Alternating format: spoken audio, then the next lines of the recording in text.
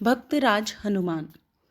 प्रणवौ पवन कुमार खलबन पावक ज्ञान घन, जासु हृदय आगार बसहि राम सर चाप धर। भगवान शंकर भगवती सती के साथ कैलाश के एक उत्तम श्रृंग पर विराजमान थे। वट की घनी छाया में उनके कपूर के समान धवल शरीर पर भूरे रंग की जटाएं बिखरी हुई थी। हाथ में रुद्राक्ष की माला, गले में सांप और सामने ही नंदी बैठा हुआ था। उनके सहचर अनुचर वहां से कुछ दूर परस्पर अनेकों प्रकार की क्रीड़ाएं कर रहे थे। उनके सिर पर चंद्रमा और गंगा की अमृतमयी धारा रहने के कारण तीसरे नेत्र की विषम ज्वाला शांत थी। ललाट का भस्म बड़ा ही सुहावना मालूम पड़ता था।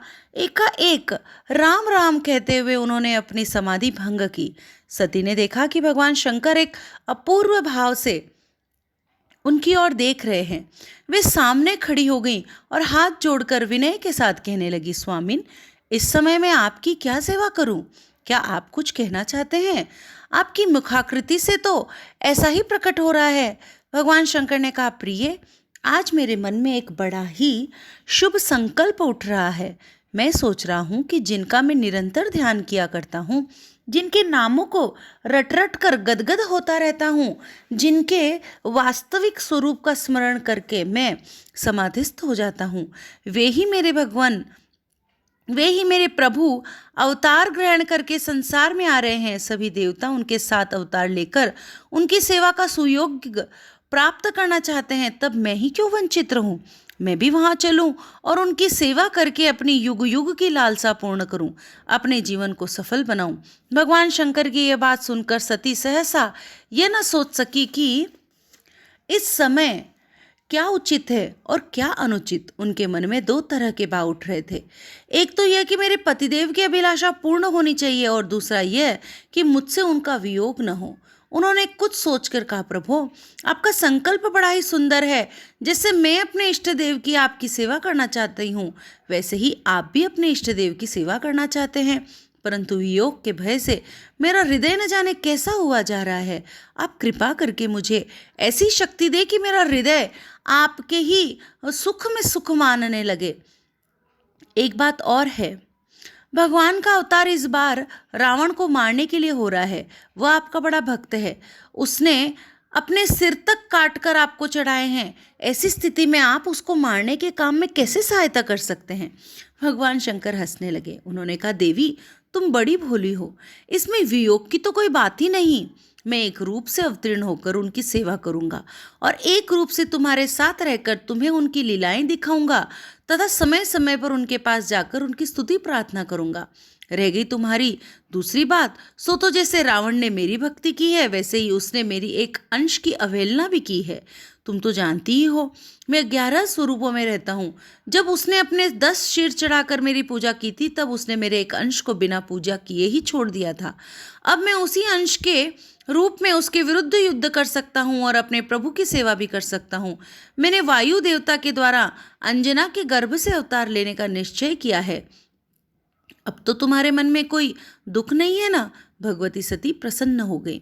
देवराज इंद्र की अमरावती में एक पुंजिक स्थला नाम की अप्सरा थी।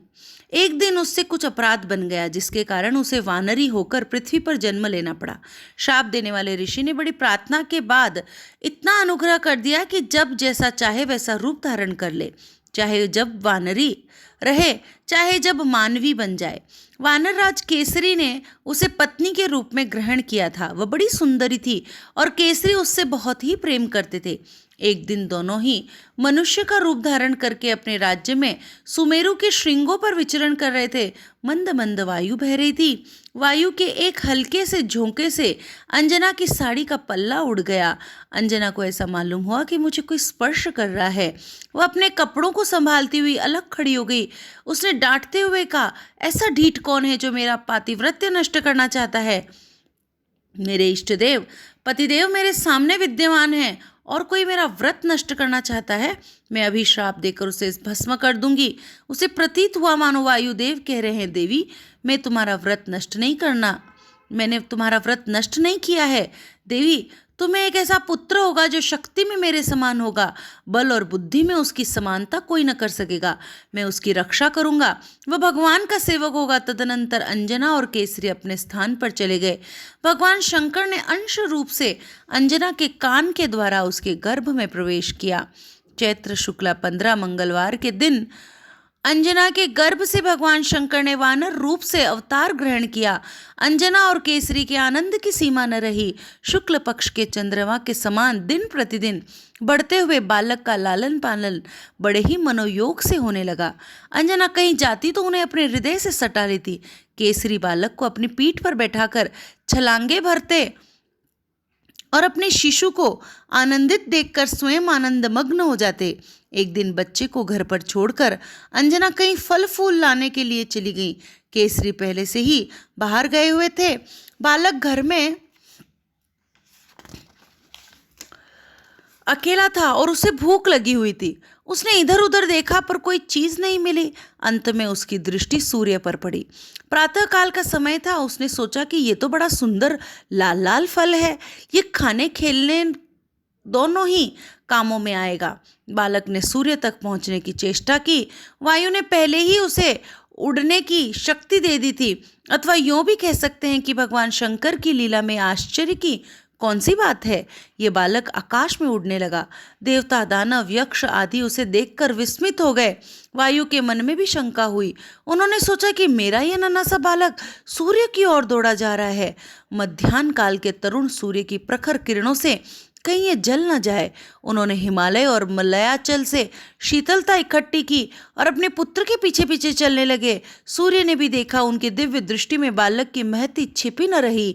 उनके मन में कई बातें आई। उन्होंने देखा कि स्वयं भगवान शंकर ही वानर बालक के वेश में मेरे पास आ रहे हैं। ये बात भी उनसे छिपी न रही कि मेरे पितृतुल्य वायुदेव के आशीर्वाद से ही इस बालक का जन्म हुआ है और वे स्वयं इसकी रक्षा करने के लिए आ रहे हैं। उन्होंने अपनी कर किरणें शीतल कर दी, मानो वे अपने कोमल करों से स्पर्श करके अपने छोटे भाई को दुलारने लगे अथवा जगत पिता शंकर को अपने पास आते देखकर उनका स्वागत करने लगे। वह बालक सूर्य के रथ पर पहुंच गया, उनके साथ खेलने लगा। उस दिन था ग्रहण। अपना समय जानकर राहु सूर्य को ग्रसने के लिए आया। उसने देखा कि एक वानर बालक सूर्य के रथ पर बैठा हुआ है। पहले तो राहु ने कोई परवाह नहीं की, पहले की ही भांति सूर्य पर टूट पड़ा। परंतु जब बालक के कठोर हाथों से वह पकड़ लिया गया तब वह भयभीत हो गया और किसी प्रकार अपने को छुड़ाकर भागा।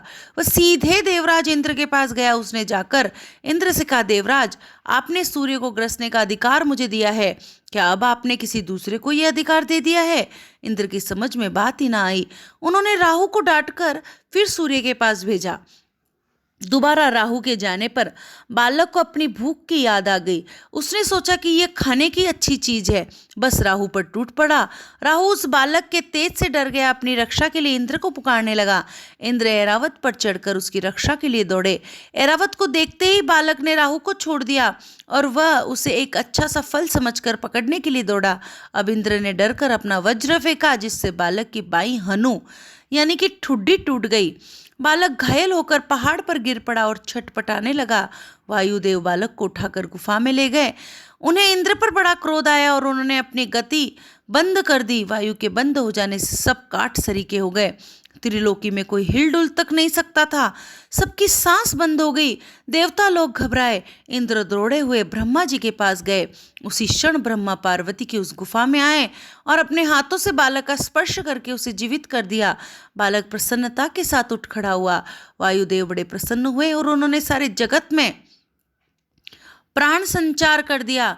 ब्रह्मा ने देवताओं से कहा कि यह बालक साधारण नहीं है, यह देवताओं का कार्य साधन करने के लिए ही प्रकट हुआ है, इसलिए यह उचित है कि सब देवता इसको वरदान दे। इंद्र ने कहा, मेरे वज्र से इसकी हनु टूट गई, इसीलिए आज से इसका नाम हनुमान होगा और मैं वर देता हूं कि मेरे वज्र से हनुमान का कभी बाल भी बांका नहीं होगा। सूर्य ने कहा, मैं अपना शतांश तेज इसे देता हूं, मेरी शक्ति से ये अपना रूप बदल सकेगा और जब इसे शास्त्र का अध्ययन करने की इच्छा होगी तो मैं संपूर्ण शास्त्रों का अध्ययन करा दूंगा। ये बड़ा भारी वाग्मी होगा। वरुण ने अपने पाश से और जल से निर्भय होने का वर दिया। कुबेर आदि देवताओं ने भी अपनी अपनी ओर से हनुमान को निर्भय किया। विश्वकर्मा ने अपने बनाए हुए दिव्यास्त्रों से अवध्य होने का वर दिया और ब्रह्मा ने ब्रह्म ज्ञान दिया। चिरायु करने के साथ ही ब्रह्मास्त्र और ब्रह्मपाश से भी मुक्त कर दिया। चलते समय ब्रह्मा ने वायुदेव से कहा, तुम्हारा पुत्र बड़ा ही वीर, इच्छा अनुसार रूप धारण करने वाला और मन के समान तीव्रगामी होगा। इसकी गति अप्रतिहत होगी, इसकी कीर्ति अमर होगी। राम रावण युद्ध में ये राम का सहायक तथा उनका परम प्रीति भाजन होगा। इस प्रकार हनुमान को वर देकर सब देवता अपने अपने धाम को चले गए। अंजना और केसरी को यह सब सुनकर जो सुख हुआ वह सर्वथा अनिर्वचनीय है। नारायण नारायण नारायण।